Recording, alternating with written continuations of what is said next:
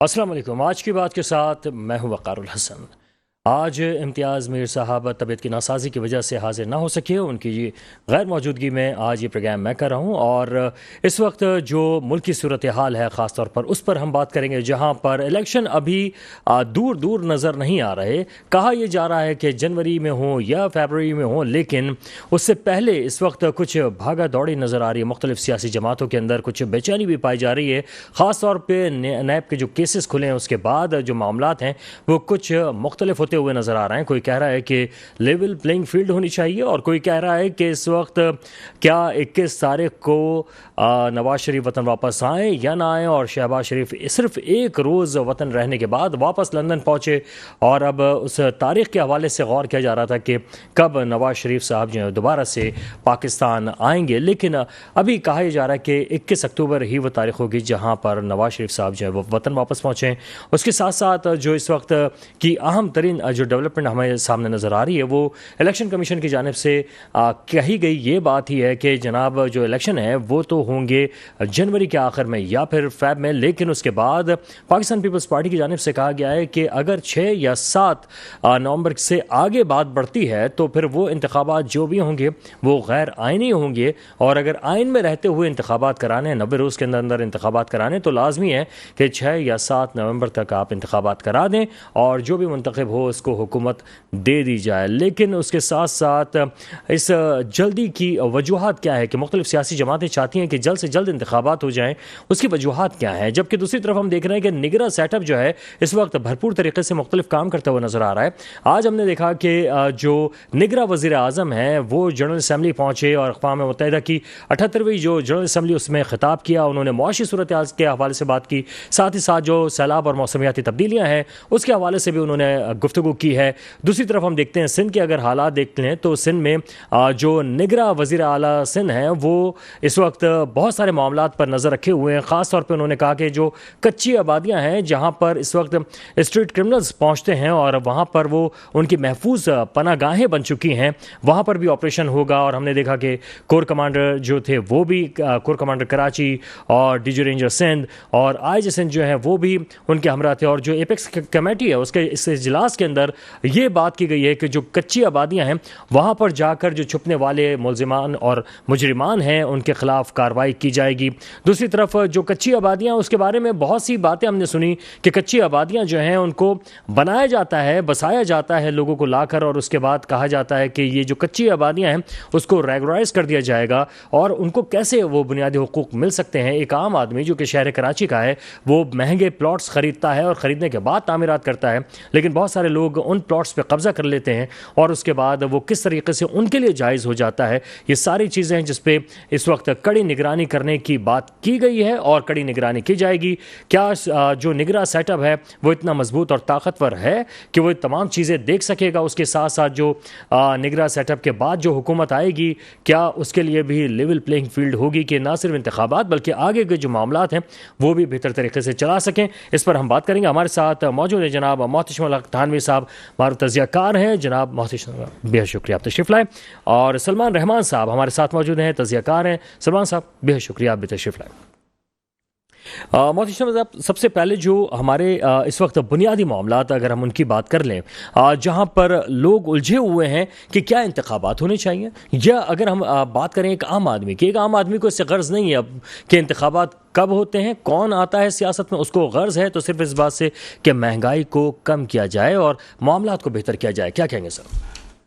बिस्मिल्लाहिर्रहमानिर्रहीम, बिस्मिल्लाहिर्रहमानिर्रहीम। बहुत आपका, मैं आपके चैनल का और आपका वक़ार साहब बहुत मशकूर हूँ कि आपने मुझे अपनी राय और ये जो आपका एक मैंने ये देखा जो भी आपका इंट्रोडक्शन था और जो आपका एक प्रीएम्बल है, तो उसमें मैं सिर्फ एक बात मैं कहना चाहता हूँ जो इसका कंक्लूजन है। इस मुल्क में पार्लिमानी निज़ाम कभी भी आवाम की फलाह के लिए हो सकता नहीं है। ये मैं आपको बिल्कुल वाज़ेह तौर पर, वजूहात क्या लग रही है सर? वजूहात ये हैं कि जो हमारे यहाँ हम देख चुके पिछला दौर भी देखा था जब पाकिस्तान बदल रहा था और फिर उसके बाद वो देखा। ये एक, आप मुझे एक बात बताइए, जब पार्लिमानी निज़ाम में आदमी 2 करोड़ रुपए दे के टिकट लेगा, 5 करोड़ रुपए इलेक्शन पे लगाएगा, تو ظاہر ہے یہ انڈسٹری ہے جو ہمیں پارلیمانی اور جمہوریت کے نام پہ اس ملک میں پریزیڈنشل فارم آف گورنمنٹ ہونی چاہیے، وفاق کو مضبوط ہونا چاہیے، اور اس کے بعد جو ہے مقامی حکومتیں جو ہیں وہ اس کو کریں. اور اس سلسلے میں ہم کچھ ہماری کاوشیں ہیں. ہم سپریم کورٹ میں جانے کا ارادہ رکھتے ہیں. ہم یہ نہیں کہتے کہ سپریم کورٹ جو ہے وہ آئین کا بنیادی ڈھانچہ بدل دے، بلکہ سپریم کورٹ عوام کو کم از کم ایک ریفرینڈم کا تو حق دے سکتی ہے کہ جس میں یہ فیصلہ کریں کہ ملک میں نظام صدارتی ہونا چاہیے یا پارلیمانی ہونا چاہیے. یہ گھوم پھر کے ہم کولو کے اسی بیل کی طرح سے گھوم رہے ہیں کہ جو گھوم تو رہا ہے لیکن سفر طے نہیں ہو رہا ہے.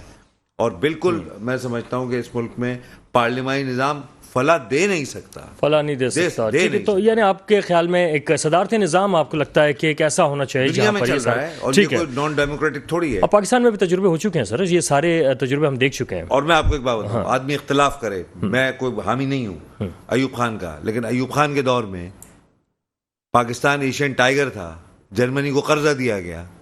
مشرف صاحب کا دور دیکھ لیں، ڈالر کہاں تھا، اکانومی کہاں تھی. اصل میں پارلیمانی نظام جو ہے یہ گٹھ جوڑ ہوتا ہے مفادات کا. اس میں آپ کچھ کر ہی نہیں سکتے. ان کو بھی راضی رکھنا ہے، ان کو بھی راضی رکھنا ہے، ان کو بھی راضی رکھنا ہے، تو یہ ڈیلیور نہیں کر پائے گا، عوام تک اس کے ثمرات نہیں جائیں گے. ٹھیک ہے. اور اب جو ساری صورتحال دیکھی جا رہی ہے اس میں بے رحمانہ احتساب کی بات ضرور کی جا رہی ہے، لیکن کرے گا کون اور کیسے ہوگا یہ بھی اہم بات ہے. سلمان صاحب بہت شکریہ کہ آپ نے وقت دیا ہے.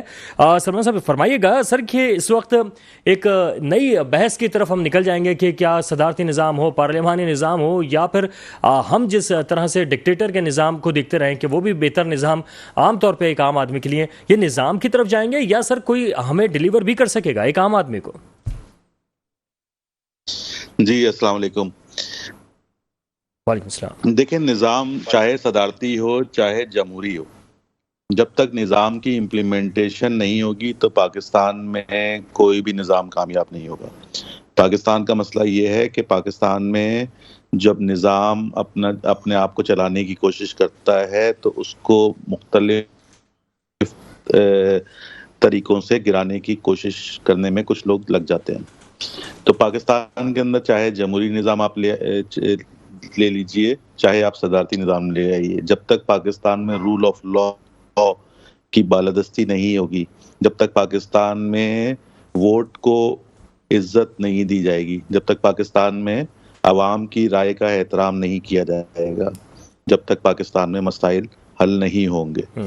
پاکستان کے جو مسائل ہیں اس کے لیے پاکستان میں ایک مضبوط جمہوری حکومت ہونی چاہیے، اور اس کے لیے آپ کو جو بنیادی نقطہ ہے وہ انتخابات ہیں. اور انتخابات میں کسی بھی صورت میں اگر آپ کو نظام تبدیل کرنا ہے تب بھی وہ نظام آپ بغیر اسمبلیوں کی قرارداد کے تبدیل نہیں کر سکتے. پاکستان میں 1973 کا ایک آئین موجود ہے، اس آئین کے مطابق آپ کو اسمبلیوں میں قرارداد لے کے آنی پڑتی ہے، آپ کو اسمبلیوں کے اندر ترمیم لانی پڑے گی. جب تک آپ آئین میں ترمیم نہیں کریں گے آپ نظام تبدیل نہیں کر سکتے. تو اگر آپ کو یہ لگتا ہے کہ یہ نظام کام نہیں کر رہا، اور جو کہ صحیح بات ہے کہ 70 سال سے ہم دیکھ رہے ہیں کہ اس نظام نے عوام کو ڈیلیور نہیں کیا ہے، تو ضرورت اس بات کی ہے کہ آپ پاکستان کے جتنے بڑے اسٹیک ہولڈرز ہیں، جن میں تمام بڑے پولیٹیشنز اور ارباب اختیار، اسٹیبلشمنٹ کے نمائندے اور جوڈیشری کے نمائندے، یہ تمام لوگ بیٹھ کے اس بات کا فیصلہ ایک دفعہ کریں کہ پاکستان کو کس نظام کے تحت آگے چلانا ہے. اگر یہ فیصلہ آج نہیں ہوگا تو پاکستان میں استحکام آنے والے دنوں میں بھی نظر نہیں آئے گا. تو اس بات کی بڑی ضرورت ہے کہ پاکستان میں ایک سیاسی طور پہ مستحکم حکومت قائم ہو جس کو تمام اسٹیک ہولڈر سپورٹ کریں، جبھی پاکستان ان تمام مشکلات سے جن میں آج وہ پھنسا ہوا ہے اس سے نکل سکتا ہے. بالکل، اس سے نکالنے کے لیے. اچھا، لیکن سلمان صاحب میں دوبارہ آپ کے پاس آؤں گا تو یہ ضرور جاننا چاہوں گا کہ تمامی نظام جو ہے ہم تقریباً تجربات کر چکے ہیں لیکن کوئی خاص فائدہ نظر نہیں آیا ہے، تو پھر کون سا نظام آنا چاہیے جب سارے نظام آزما لیے ہیں؟ تو آپ کے پاس دوبارہ سے آؤں گا، لیکن اس وقت ہمیں جوائن کیا ہے ایڈوکیٹ امیر معظم صاحب، تحریک انصاف سے تعلق رکھتے ہیں. جناب بہت شکریہ ایڈوکیٹ صاحب. آواز آ رہی ہے آپ کو سر؟ امیر معظم بٹ صاحب، آپ ہمیں سن سکتے ہیں؟ ٹھیک ہے، چلیں سلمان صاحب دوبارہ آپ کے پاس ہی آؤں گا. سر اس وقت کیا آپ کو لگتا ہے کہ سارے تجربات تو ہم کر ہی چکے ہیں، پھر آخر وہ کون سا نظام رہ گیا سر جو عوام کے لیے فائدہ مند ہوگا؟ دیکھیں وقار بھائی، اصل میں پاکستان میں جتنے بھی نظام ٹرائی کیے گئے ہیں وہ اس پورے طور پہ عمل نہیں کیا گیا. جو نظام کی بنیادی نکات ہوتے ہیں ان کے اوپر عمل نہیں کیا گیا. رول آف لا پاکستان میں 75 سالوں میں قائم نہیں ہو سکا. پاکستان میں جو بھی نظام آیا آدھا تیتر آدھا بٹیر والا معاملہ رہا. اگر جمہوریت رہی تو جمہوری حکمرانوں کو کام نہیں کرنے دیا گیا. اگر ڈکٹیٹرشپ رہی تو جمہوری جو سیاستدان ہے انہوں نے کبھی اس کو کام نہیں کرنے دیا. پاکستان کا پرابلم یہ ہے کہ پاکستان میں مختلف قسم کی مافیاز اتنی بڑی ہو گئی ہیں کہ وہ کسی بھی حکومت کو چلنے نہیں دیتی، چاہے وہ حکومت سیاستدانوں کی ہو یا ڈکٹیٹرز کی ہو. پاکستان میں مافیاز کا مفاد اتنا بڑا ہو گیا ہے کہ وہ ریاست کے معاملات کو چلنے نہیں دیتا. بالکل. بلکہ سلمان صاحب میں آپ سے ڈیٹیل میں ایک دو اور سوال کرنا چاہوں گا، لیکن امیر معظم بٹ صاحب ہمارے ساتھ جڑ چکے ہیں.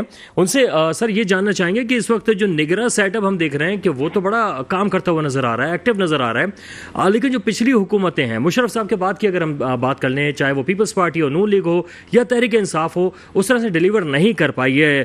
امیر معظم بٹ صاحب کیا کہیں گے اس صورتحال میں؟ کیا آپ کو لگ رہا ہے کہ کیا موجودہ نگراں حکومت زیادہ بہتر کام کر رہی ہے؟ میں سمجھتا ہوں کہ نگراں حکومت کا اگر کوئی آپ کو کام ہوتا ہوا دکھائی دے رہا ہے تو وہ ایسے ہی ہے جیسے کہ کوئی کاسمیٹک ورک دیکھ کے آپ، اس لیے کہ نگران حکومت جو ہوتا ہے اس کے دائرے اختیار میں حدود یہ متعین ہے کہ انہوں نے پرسکرائب پیریڈ میں الیکشنز کروانے ہیں، تو ان کے جو اقدامات ہیں ان سے ماورا ہیں.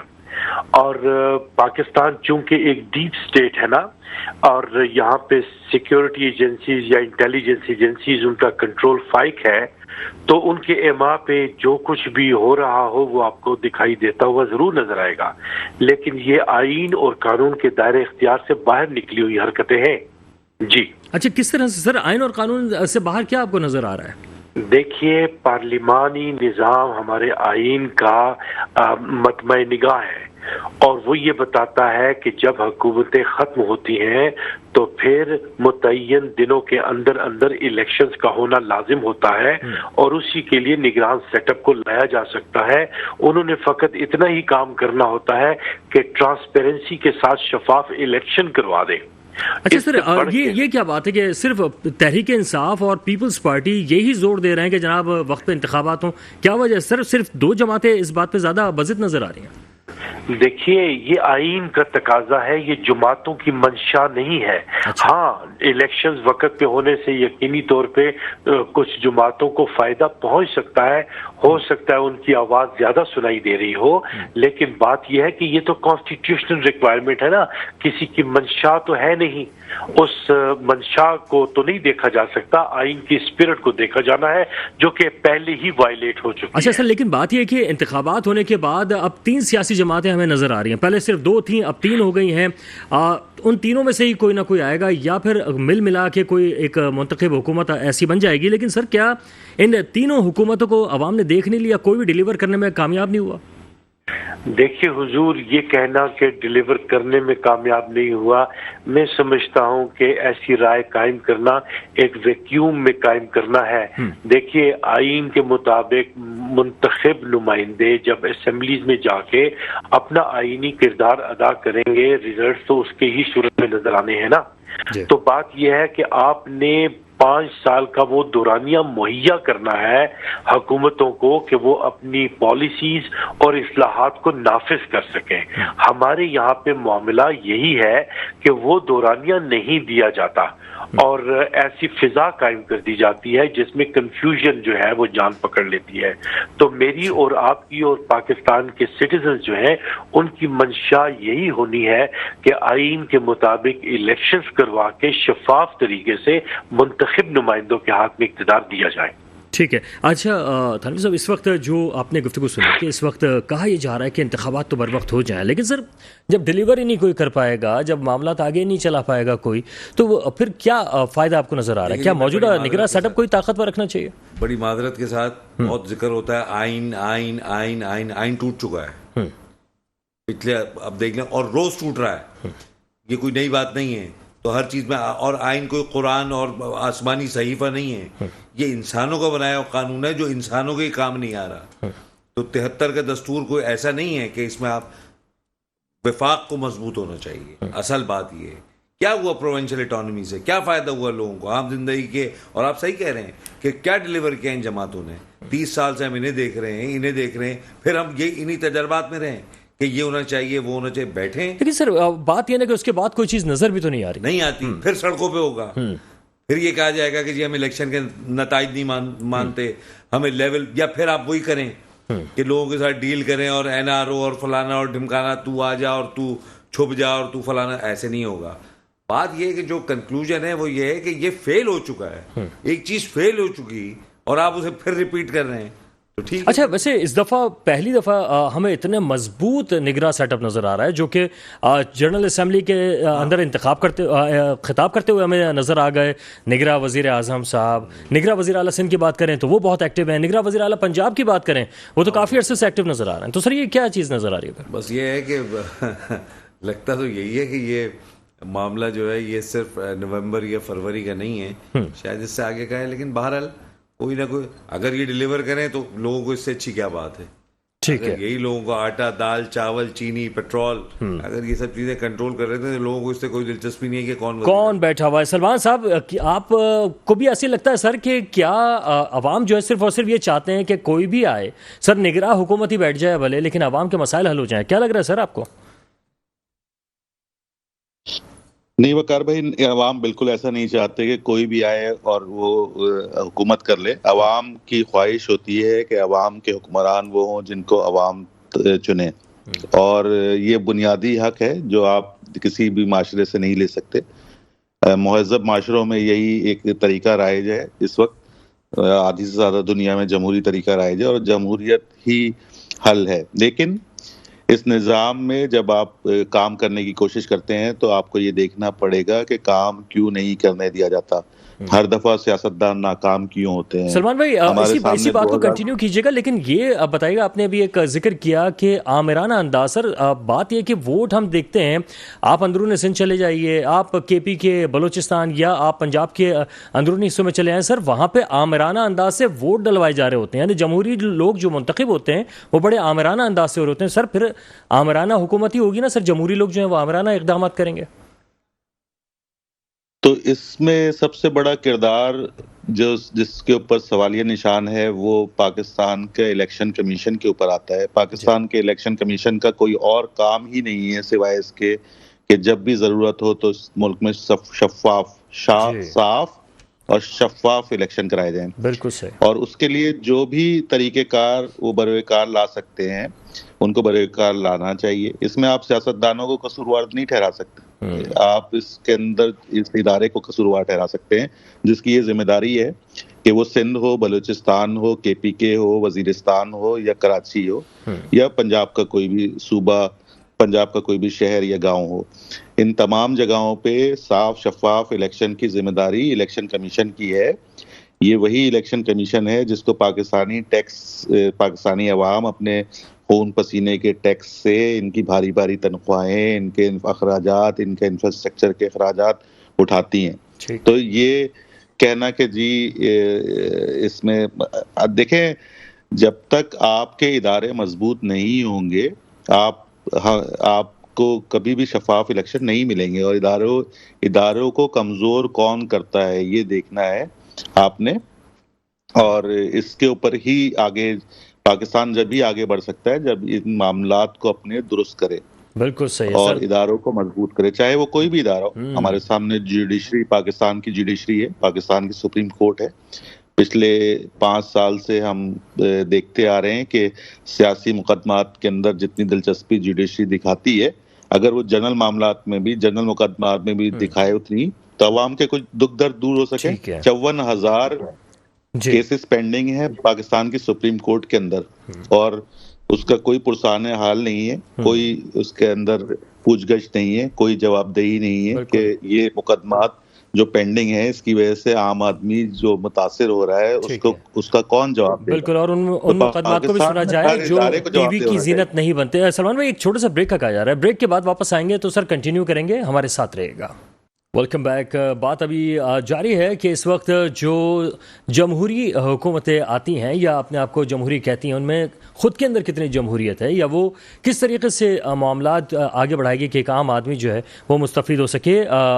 एडवोकेट अमीर मौज़म साहब की तरफ हम जाएंगे और जानेंगे उनसे कि अमीर मौज़म साहब ये फरमाइएगा सर कि अब बहुत सारे मामलात हैं कि ख़ुद जो सियासी जमातें वो ख़ुद जमहूरी किरदार अदा नहीं कर रही होती, तो सर किस तरह से आप कह सकते हैं कि एक जमहूरी निज़ाम जो है वो एक आम आदमी को मिल सकेगा? देखिए, इदारों को बनने में वक्त लगता है और वो वक्त ही राह मुतय्यन करता है बेहतरीन मुस्तकबिल की। आप पाकिस्तान का निज़ाम किसी एक इदारे के सुपुर्द नहीं कर सकते, बल्कि पाकिस्तानी अवाम को और पाकिस्तान की सियासी जमातों को भी फलना फूलना होगा, खुद को इंस्टीट्यूशनलाइज करना होगा। जैसे आप अमेरिका में रिपब्लिकन्स को देख लें, डेमोक्रेट्स को देख लें, आपकी लीडरशिप जो है वो वहाँ पे पनपती है, बढ़ती है, आइडियाज को एड्रेस करती है। पाकिस्तान भी उसी की मानिंद उस सफर पे चलते हुए उस मेराज को हासिल कर सकेगा। कोई इदारा जो है वो पाकिस्तान का मालिक नहीं बन सकता। Pakistan means inclusive of all. So institutionalise करना होगा सियासी जमातों को, और ये एक प्रोसेस है। ये प्रोसेस चलेगा तो जैसे दूसरे इदारे ऑर्गेनाइज हुए हैं, खुद पॉलिटिकल पार्टीज भी इंस्टीट्यूशनलाइज होंगी और रिजल्ट देंगी। ये तरीकाकार है, पूरी दुनिया में चला है, और इसके अलावा कोई तरीक जो है वो कभी देखने को नहीं मिला। तो आप टाइम देंगे, और ये टाइम जो है वो आप देखें एक मुस्तकिल अमल, ऐसा तो नहीं ना कि आपने दो दौरानियों में 5-5 साल पूरे करवाए और फिर तीसरे दौरानियों में आके आपने ब्रेक करवा दिया। तो ब्रेक आपने अपने इन्फ्लुएंस की वजह से किया है। अगर ये प्रोसेस चलेगा तो मैच्योरिटी भी आएगी और इंस्टीट्यूशनलाइजेशन भी आएगी। अच्छा सर, और ऐसे में आप ये भी समझते हैं कि जो कानून है उसको भी मजबूत होना चाहिए, और जो भी क्रिमिनल केसेस हों या जो भी चीजें हैं उसको भी हाथ डालना चाहिए उन चीजों पर? डेवलपमेंट एक प्रोसेस है ना, हर इदारे को डेवलपमेंट की और प्रोग्रेस की राह पे जाना होगा। अच्छा सर, अब नैब के केसेस के बारे में जरा बात करें। नैब के केसेस जो हैं अब वो खुल चुके हैं, उसमें चेयरमैन पीटीआई की बात करें या फिर पाकिस्तान पीपल्स पार्टी, सर मुश्किल में ज्यादा कौन नजर आ रहा है? खूबसूरत बात यह है कि प्रोसेस शुरू हो गया है, और अच्छी बात यह है कि ड्यू प्रोसेस चले, और जो लोग जो है उनकी जद में आए वो काबिल मुआवजा ठहरेंगे, और कौम को भी जो है इस प्रोसेस को देखने का मौका मिलेगा। असल बात यह है कि ट्रांसपेरेंसी होनी चाहिए, ड्यू प्रोसेस होना चाहिए, विक्टिमाइजेशन नहीं होना चाहिए, और इंसाफ की बात ही ना की जाए बल्कि इंसाफ होता हुआ दिखाई भी देना चाहिए। सर लेकिन अगर ये सिलसिला आगे बढ़ेगा और अगर तहरीक इंसाफ के जो यानी कि चेयरमैन है उनके ऊपर बात आती है, या फिर पाकिस्तान पीपल्स पार्टी के कोई बड़ों के ऊपर किसी के ऊपर अगर ऐसी बात आती है, तो सर फिर क्या इंतकामी कार्रवाई कहलाएगी या फिर वो वाकई इंसाफ होता हुआ नजर आएगा? देखिए, आपको अर्ज किया ना कि इंसाफ होता हुआ दिखाई देना चाहिए, अभी तक तो दिखाई नहीं दे रहा। इंसाफ होता हुआ दिखाई देना चाहिए। जब वो दिखाई देगा तो आप और हम मिलकर कहेंगे कि दिखाई दे रहा है। ये असल में हमारा इंटरेस्ट ये होना चाहिए कि दिखाई दे, बाकी नोबडी इज अबव लॉ। और अगर फेयर ट्रायल होता है आर्टिकल 3 के मुताबिक और लोग काबिल मुआवजा ठहरते हैं, ये भी कौम के लिए खुशनवीदी की बात है, अफसोस की बात नहीं है। पीटीआई की लीडरशिप जो है उसके साथ किया जा रहा है, अवाम उससे बेहतर नहीं समझ। अच्छा ठीक है। अच्छा मैं ज़रा मोहतशम साहब से पूछ लूँ कि सर क्या इस वक्त जो ये केसेस खुलने जा रहे हैं नैब के, क्या किसी सियासी जमात का रास्ता रोकने के लिए? क्योंकि हमने ये देखा है कि इस वक्त बाद सियासी जमातें कह रही है भाई जो भी हो इंसाफ हो लेकिन इंतकाम का निशाना ना बनाया जाए। सर ये कहीं पहले से अपने आप को पर्दादारी की तरफ है? मैं आपको एक बात बताऊँ, बात ये है कि अभी बात हुई मुहज़्ज़ब माशरे की, अगला प्रोग्राम मुहज़्ज़ब माशरे पर रख लीजिएगा, फैसला करेंगे कि हमारा माशरा मुहज़्ज़ब है या नहीं, नंबर 1। दूसरी बात, ये नैब के जो केसेस हैं ये आपको पता है कि ये सिर्फ पॉलिटिसाइज होते हैं, हमने जो आज तक देखा है। अब अगर कोई आज इसमें वो होगा, मुशर्रफ साहब के दौर में आप देखें वो किस तरह से करके वो किया गया। बहरहाल उम्मीद अच्छी रखनी चाहिए, बेवस्ता रह शजर से उम्मीदें बाहर रख, तो हम तो उम्मीद ही रखते हैं। لیکن ایز سچ مجھے کوئی چیز ایسی نظر نہیں آتی. آپ دیکھیے گا یہ پارلیمانی نظام یہ پھر ضرورت بن جائے گا. اگر آپ کہتے ہیں پیپلز پارٹی کے خلاف، پیپلز پارٹی پھر ایک ضرورت بن جائے گی. اگر پارلیمانی نظام رہتا ہے پھر ان کو کہیں نہ کہیں ان کو آپ دینا پڑے گا، ایڈجسٹ کرنا پڑتا ہے. اچھا سر، لیکن یہ جو اس وقت شوگر مافیا ہے، یا اگر ہم دیگر مافیاز کا ذکر کر رہے ہوتے ہیں سر، یہ بھی تو جا کے مختلف سیاسی جماعتوں میں چھپ جاتے ہیں نا، پناہ لے لیتے ہیں، تو پھر وہاں پر مفادات کا ٹکراؤ شروع ہو جاتا ہے. تو کیا سر مفادات کے ٹکراؤ کو روکنے کے لیے پھر نیا کیا سسٹم ہو سکتا ہے، کیا سیٹ اپ ہو سکتا ہے؟ نہیں بالکل ہونا تو یہی چاہیے کہ، اور ایک تو میں اس قانون، یہ تو میری سمجھ میں ہی نہیں آتا کہ پلی بارگیننگ، بھائی آپ 1 ارب روپے کا کرپشن کریں، 50 کروڑ روپے دے کے آپ چھوٹ جائیں، یہ کون سی بات ہوئی؟ یہ تو آپ اس کا مطلب ہے لوگوں کو ترغیب دے رہے ہیں کہ آپ جو چاہے کر لیں، جب پکڑ میں آئیں گے تو اس وقت. اچھا، یہ تو کوئی قانونی نہیں ہے، تو عجیب کوئی مطلب وہ نہیں ہے. لیکن 12 لوگ امید رکھتے ہیں، اور کتنے تو چلے گئے یہاں سے ادھر ادھر بھاگ گئے، کچھ بھی نہیں. اچھا سر، اب نیب کے کیسز اگر کھل جاتے ہیں دوبارہ سے، تو کون سی سیاسی جماعت جو ہے، کوئی لگتا ہے آپ کو راستہ روکنے کی کوشش ہے کسی کی؟ نہیں، راستہ کیا نہیں، اگر صحیح طرح سے چل جائیں تو میں سمجھتا ہوں ایک بھی نہیں بچے گا. اچھا، اگر صحیح طرح سے چل جائیں اور اس میں کوئی اس کو پولیٹیسائز نہ ہو، یہ کہ یہ پھر آپ کی ضرورت بن جائیں گے، تو پھر آپ کو ان کو کہیں نہ کہیں اکوموڈیٹ کرنا پڑے گا. اگر نہ ہو تو ایک نہ بچے. صحیح سر میں جاؤں گا سلمان رحمان صاحب کی جانب.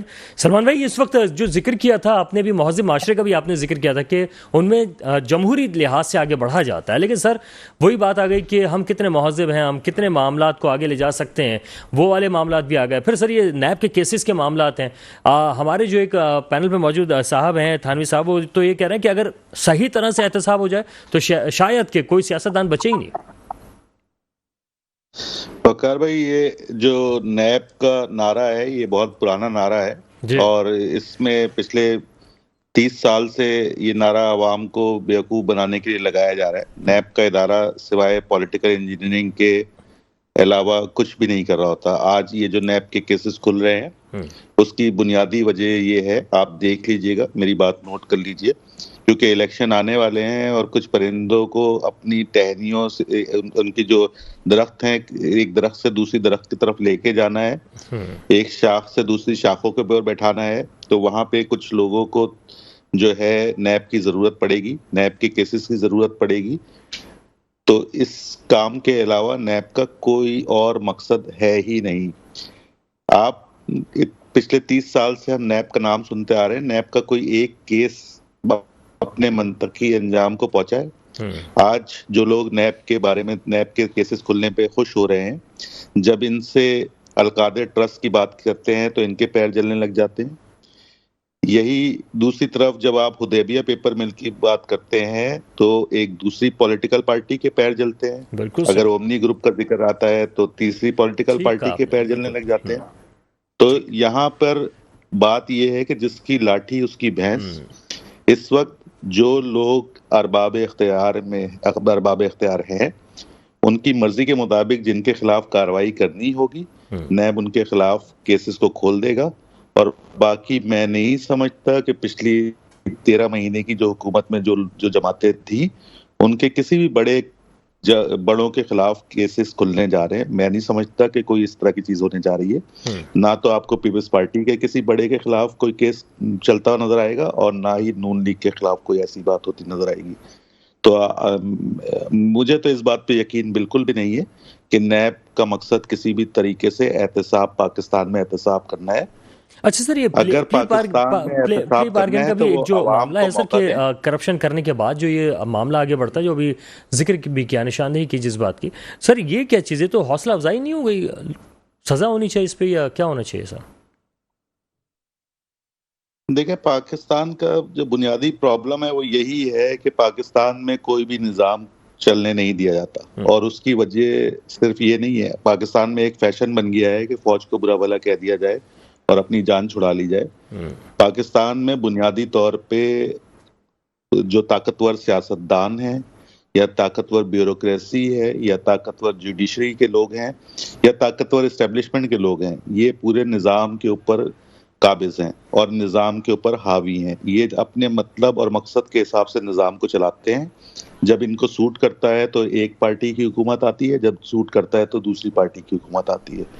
پاکستان میں عوام کی حکومت جس دن آئے گی، جس دن عوام کے فیصلے سے حکومت آئے گی، تو پاکستان میں سیاسی استحکام بھی ہوگا، حکومت مضبوط بھی ہوگی، اور حکومت وہ فیصلے کر سکے گی جن کی پاکستان کو ضرورت ہے. ٹھیک. پاکستان میں اشرافیہ کے اوپر ٹیکس لگانے کی ضرورت ہے. کیا کوئی ایسے پاکستان میں عام آدمی جی سر کیا کوئی ایسے فیصلے بھی سوٹ ہو سکتے ہیں جو عوام کے لیے سوٹ کرتے ہوں، کم از کم عوام کے لیے بہتری کے لیے، مفاد کے لیے، ایسے بھی کوئی فیصلے آ سکتے ہیں سر؟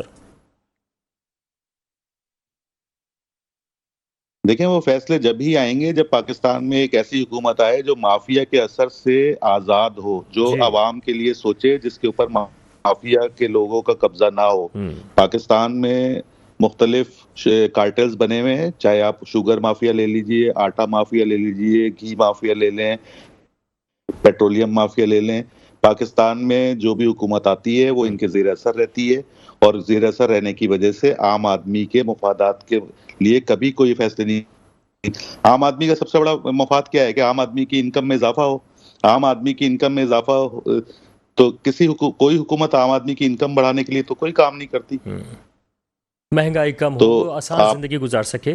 بالکل سر، یہ تمام چیزیں بالکل. سلمان بھائی آپ کا موقف آ گیا، آپ کا بہت شکریہ کہ سر آپ نے اپنا قیمتی وقت عنایت فرمایا. اور ایک عام آدمی کی اگر ہم بات کریں تو وہ یہی چاہتا ہے کہ اس کے مسائل جو ہیں وہ کسی حد تک کم ہو جائے. وہ اور کوئی تقاضا نہیں کرتا ہے، نہ پرآسائش زندگی کی کوئی بات کرتا ہے. وہ کہتا ہے کہ جو ایک میرے معاملات ہیں وہی آگے بڑھیں. سلمان صاحب آپ کا بہت شکریہ. ایڈوکیٹ امیر معظم صاحب آپ کی طرف آؤں گا. سر یہ اس وقت نیب کا بھی آپ نے ذکر کر دیا، آپ نے کہا کہ احتساب ہونا چاہیے اور بھرپور احتساب ہونا چاہیے. لیکن سر اب معاملہ یہ آ رہا ہے کہ جو انتخابات ہیں اس کے بارے میں کہا جا رہا ہے کہ وہ ہوں گے جنوری کے لاسٹ میں یا فیب میں ہوں گے. تو سر کیا آپ کے خیال میں یہ آئین کے برخلاف ہے یا آپ اس پہ بھی مطمئن ہیں؟ دیکھیے ابھی تک انہوں نے تاریخ تو دی نہیں، یہ مہینہ دینے کا رواج بھی نیا ہے معاملات کو الجھانے کا. صدر مملکت کا احترام کیا نہیں، انہوں نے تو بہت پہلے کہہ دیا تھا کہ الیکشنز کروائیں. صدر مملکت سے تو الیکشن کمیشن ملتا نہیں ہے. امریکہ اور دوسرے ممالک کے جو ہیں یہاں پہ نمائندے سفیر، ان سے وہ ملنے میں اپنی بہتری محسوس کرتے ہیں. تو نظم کا اگر یہ عالم ہو اور مرضی کی باتیں ہوں تو ملی بھگت سے کی ہوئی کوئی بھی باتیں جو ہے نا وہ عوام کے دلوں میں اعتماد نہیں پیدا کر سکتی. پاکستان آزمائش کے دور سے گزر رہا ہے اور فیئر ٹریٹمنٹ عوام کے ساتھ نہیں ہو رہی. اچھا سر، کیا آپ کو لگتا ہے کہ الیکشن جب تک نہیں ہو جاتے چیئرمین پی ٹی آئی جو ہے وہ جیل میں ہی رہیں گے؟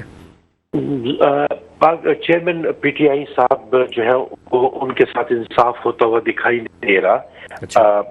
تو اس لیے غالب امکان یہی ہے جو ہمیں دکھائی دے رہا ہے. ہاں اگر سیاستدانوں نے ذمہ داری کا مظاہرہ کیا اور ڈائلاگ کا عمل شروع کیا اور سٹیک ہولڈرز آپس میں ملک کے مفاد میں بیٹھ گئے اور انہوں نے راہ نکالی، تو میں سمجھتا ہوں کہ جمہوریت کی راہ پہ زیادہ بہتر انداز سے پاکستان گامزن ہو سکتا ہے. اور جو اگر کے پی کے کی بات کرتے ہیں تو وہاں پر جو پرویز خٹک صاحب ہیں وہ کافی سیٹیں لے جانے کے لیے پر امید ہیں. وہ تو کہتے ہیں آئندہ حکومت ہم بنائیں گے. تو اس کا مطلب ہے تحریک انصاف کے بجائے وہ جو پی ٹی آئی پارلیمنٹیرین ہے وہی حکومت بنائے گی؟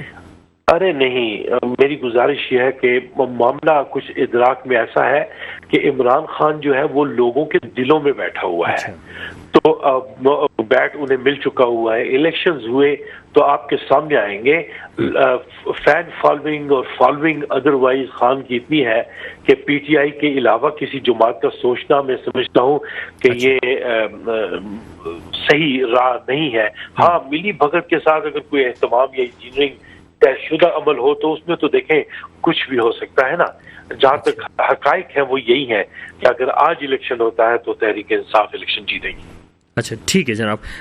سر تھانوی صاحب، اس وقت جو گفتگو ہے اب ہمارے اختتامی لمحات کی طرف ہی بڑھ رہی ہے. تو لیکن ہم یہ جاننا چاہیں گے سر کہ کیا اس وقت پیپلز پارٹی نون لیگ جو اتحاد بنا کے آگے جا رہے تھے ان میں بھی کچھ تھوڑی کھنچاؤ نظر آ رہا ہے؟ اور دوسری طرف اگر ہم دیکھتے ہیں تحریک انصاف، تو سر کیا آپ کو نظر آ رہا ہے آئندہ جو وقت ہے اس میں کیا الیکشن میں نظر آ رہا ہے؟ دیکھیے میں آپ کو ایک بات بتاؤں، کسی بھی لیڈرشپ سے آپ یہ پوچھ لیں کہ پاکستان کا اس وقت سب سے بڑا مسئلہ کیا ہے تو ظاہر ہے کہ معاشی ہے.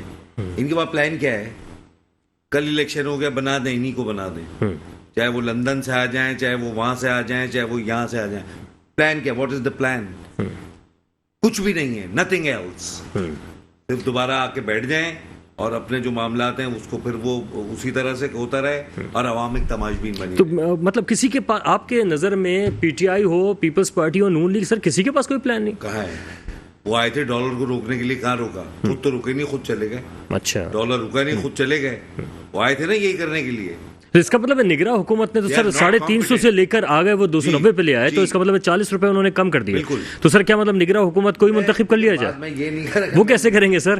کون وہ نگراں حکومت کو کیسے منتخب؟ ہاں وہ کیا کرنے آئے تھے؟ ہاں, عید کو تو چھوڑے, انہوں نے کیا کیا ہے نہیں کیا, آپ نے تو نہیں کیا. تو بات یہ ہے کہ پھر گھما پھرا کے وہی چکر اور وہی سبق ہم وہی کھڑے رہیں گے, وہیں کھڑے رہیں گے. آپ 10 دفعہ تجربہ کر لیجئے, کوئی عوام شوام, کوئی جمہوریت نہیں, عوام کا کسی کو کوئی خیال نہیں ہے. پچھلی حکومت نے کیا جو کچھ کیا, وہ پچھلی حکومت نے کیا, جو کچھ کیا وہ ٹھیک ہے, فلانا کچھ بھی نہیں. ان کے اپنے مفادات ہیں. اور میں آپ کو ایک بات بتاؤں, ڈیموکریسی جو ہے اس ان معاشروں میں چلتی ہے جہاں ایجوکیشن ہوتی ہے. کیا ہے آپ کے 11%؟ آپ یہاں جس جمہوریت کو رگڑ رہے ہیں, دھکے دے رہے ہیں, زندگی بھر ڈیلیور نہیں کرے گی. میں لکھ کے دے جانے کے لیے تیار ہوں, آپ یہ نظام چلائیں.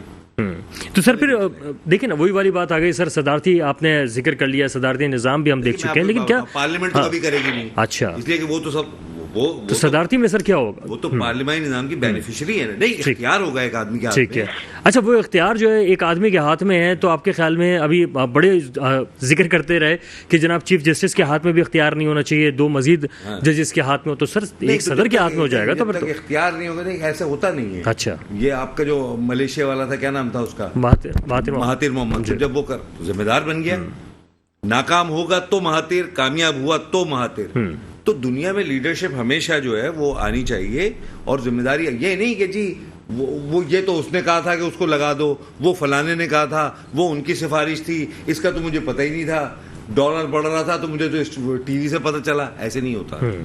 کلی اختیار ایک آدمی کے ہاتھ میں ہو, ٹھیک ہے, اور صوبوں میں گورنر ہوں, کیبنٹ ہو, تاکہ یہ سب پارلیمانی نظام وغیرہ یہ تو خرچہ ہے. ٹھیک ہے جناب. امیر معظم صاحب, اس وقت ہمارے جو پینل میں موجود ایک صاحب ہے, وہ تو باقاعدہ کہہ رہے ہیں کہ جناب ڈیلیور کرنا بہت مشکل ہے سیاسی جماعتوں کا, صدارتی نظام ایک ہونا چاہیے, ایک آدمی کے پاس پاور ہونی چاہیے. کیا موقف ہے سر آپ کا؟ میں اپنے حضور کی بات سن رہا تھا. میں سمجھتا ہوں کہ انہیں ارتقاء پہ یقین رکھنا چاہیے.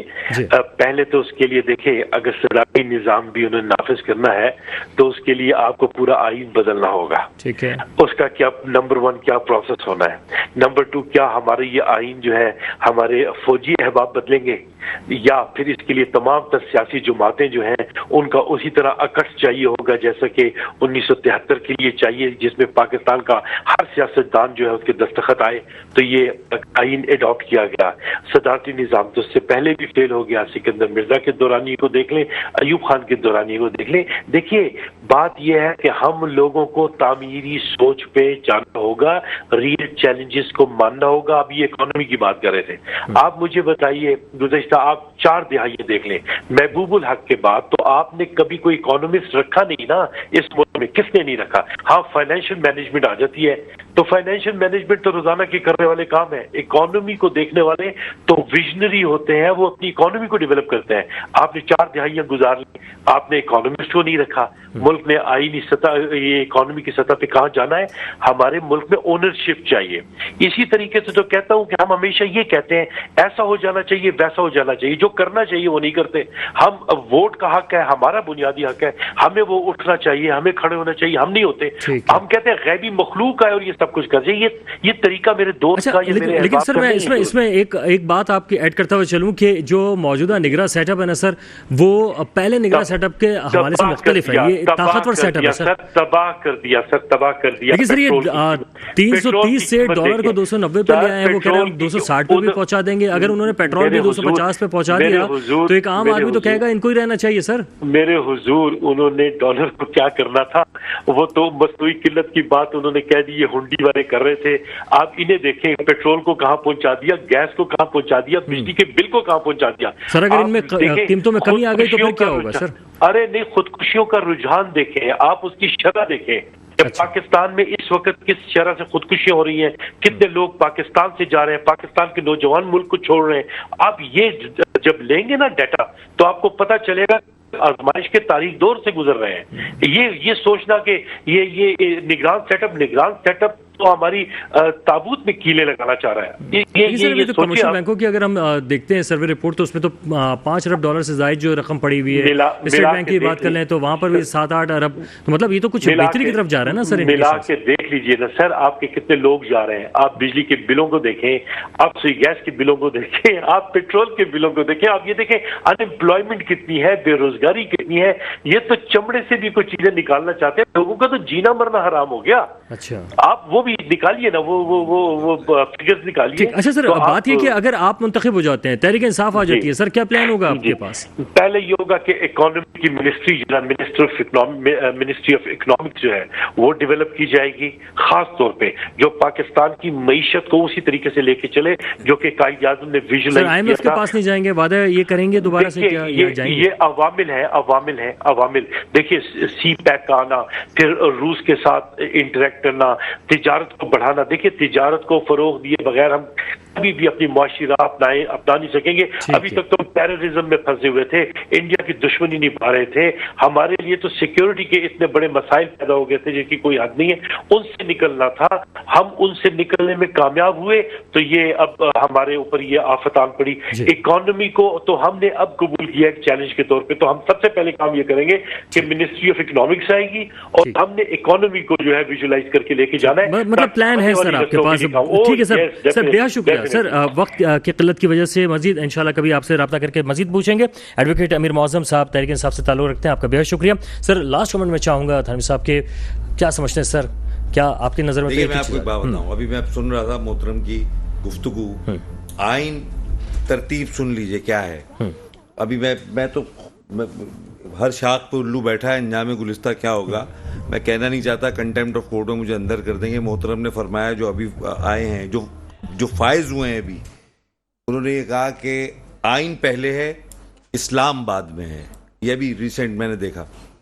ये मैं आपको बता दूं तरतीब क्या है कि सबसे पहले इस्लाम है, फिर रियासत है, ठीक है सर, फिर आइन है। अच्छा, जहाँ रियासत खतरे में हो वहाँ आइन की कोई हैसियत नहीं होती। ठीक, आज बांग्लादेश में कॉन्स्टिट्यूशन एग्जिस्ट नहीं करता है, इसलिए कि वो हमारा हिस्सा नहीं है। ठीक है जनाब, ठीक है जनाब, बेहद शुक्रिया थानवी साहब, आपका भी मौक़िफ़ आ गया है और मुझे वक़ारुल हसन को भी फ़िलहाल के लिए इजाज़त दीजिएगा। अल्लाह हाफ़िज़।